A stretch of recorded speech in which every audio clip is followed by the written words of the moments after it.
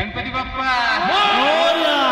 आणि आता आम्ही पुन्हा पहाटेचे 6 वाजता निघालोय आमचा ट्रेक सुरू करायला, जो की आहे तुंगनाथ. तर त्यासाठी पहिले आम्ही जाणार आहे इथून उखीमठला, बघू गव्हर्नमेंट बसने जाईल आणि उखीमठ पासून मग प्रायव्हेट कॅब करून आम्ही चोपटापर्यंत जाईल. चोपटामध्ये मग एखादी रूम बघेन, आजचा दिवस रेस्ट करेन आणि मग उद्या रात्री 2 वाजता आपला ट्रेक सुरू. गाईज फायनली आमचा ट्रेक चालू करत आहे. हा आहे माझा आउटफिट, 4-5 लेयर्स वरती, 3-4 लेयर्स खाली घातलेत. हे आहे एंट्रन्स.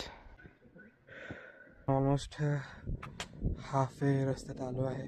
खरं सांगायचं झालं तर फाटते बाई. एवढे लेयर्स घातलेत तरी पण थंडी वाजते आणि एवढे गेअर्स घेतलेत तरी पण पाय दुखतात आहे, छाती धडधडती आहे, चढताना वाट लागते.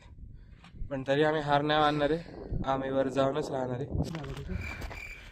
तर आता बरंच वर आलेलो आहे आम्ही आणि ऑलमोस्ट सूर्य उगवला आहे, तुम्ही बघू शकता. अजून बरंच वर चढायचं आहे. ॲक्च्युली आम्हाला लेट झालं कारण आम्ही 3 वाजता निघणार होतो, पण झोप लागल्यामुळे आम्ही 4ला उठून 4:30 पावणे 5ला ट्रेक चालू केलेला. लवकरच पोहोचू आपण तुंगनाथ महाराजपाशी.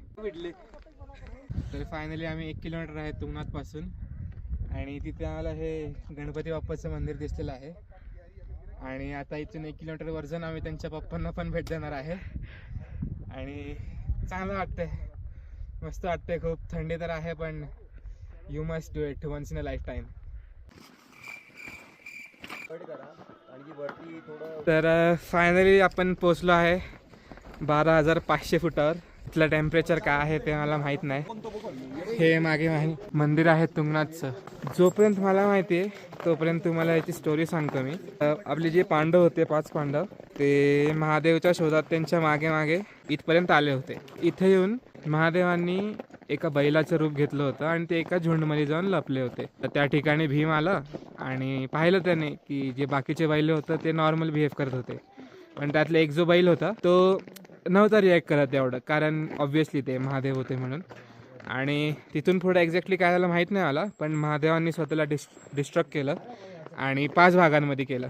ते 5 भाग आपले पंचकेदार आहेत आणि त्यातला एक हा तुंगनाथ.